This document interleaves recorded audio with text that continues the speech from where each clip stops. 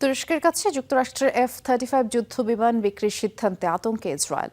NATO সম্মেলনে তুর্কি president এরদোগানের সাথে দ্বিপাক্ষিক বৈঠক হয় মার্কিন প্রেসিডেন্ট ডোনাল্ড ট্রাম্পের, আর সেখানেই আঙ্কারাকে F-35 ফাইটার জেট সরবরাহের সিদ্ধান্ত জানান মার্কিন প্রেসিডেন্ট। আর এই অবস্থায় তুরস্ককে যুদ্ধবিমান সরবরাহ না করতে মিত্র যুক্তরাষ্ট্রের কাছে অনুরোধ জানিয়েছে ইসরায়েল।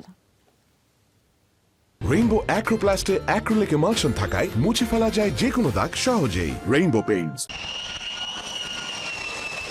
F-35 মার্কিন সমর ভাণ্ডারে অন্যতম শক্তি হিসাবে বিবেচনা করা হয় বিশ্বের সর্বাধুনিক প্রযুক্তির এই ফাইটার জেটকে। বর্তমানে 20টি দেশের কাছে রয়েছে এই যুদ্ধবিমান। সেই যুদ্ধবিমান এবার তুরস্কের কাছে বিক্রির ঘোষণা এলো মার্কিন প্রেসিডেন্ট ডোনাল্ড ট্রাম্পের তরফ থেকে। আঙ্কারায় নেটোর সম্মেলনের ফাঁকে দ্বিপাক্ষিক বৈঠকে বসেন তুরস্ক এবং মার্কিন প্রেসিডেন্ট। সেখানে বিভিন্ন ইস্যুতে আলোচনার এক পর্যায়ে তুরস্কের কাছে F-35 ফাইটার জেটটি বিক্রির ঘোষণা দেন তিনি। আমাদের মিত্রদের মধ্যে তুরস্ক সবচেয়ে বিশ্বস্ত, তারা আমাদের খুবই ঘনিষ্ঠ। এ কারণে এই দেশটির কাছে ফাইটার জেট বিক্রির সিদ্ধান্ত নিয়েছি। এটা সেরা যুদ্ধ বিমানগুলোর মধ্যে অন্যতম। F-35 সংক্রান্ত বিষয়টি আমাদের জন্য নতুন কিছু নয়। এই বিষয়ে আমরা আগেও যুক্তরাষ্ট্রের সাথে আলোচনা করেছি। প্রেসিডেন্ট ট্রাম্প আমাদের 5টি যুদ্ধ বিমান সরবরাহের কথা দিয়েছেন।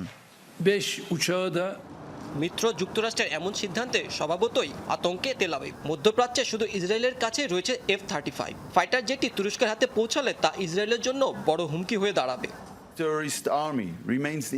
আমরা স্পষ্টভাবে জানিয়েছি যে তুরস্কের কাছে যুদ্ধবিমান বিক্রয়ের বিষয়টি আমরা সমর্থন করি না। প্রধানমন্ত্রী স্বয়ং প্রেসিডেন্ট ট্রাম্প এবং যুক্তরাষ্ট্রকে বলেছেন যে আমরা যে অঞ্চলে বাস করছি সেখানে ইসরায়েলের সামরিক আধিপত্য ধরে রাখা গুরুত্বপূর্ণ।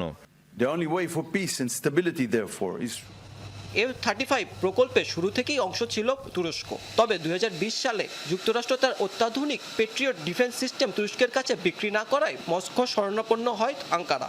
রাশিয়া থেকে আকাশ প্রতিরক্ষা ব্যবস্থা কেনে তুরস্ক। এ ঘটনায় ক্ষুব্ধ হয়ে তুরস্কের কাছে F-35 সরবরাহ না করার সিদ্ধান্ত নেয় ওয়াশিংটন। মাহমুদ সাকিব, যমুনা নিউজ।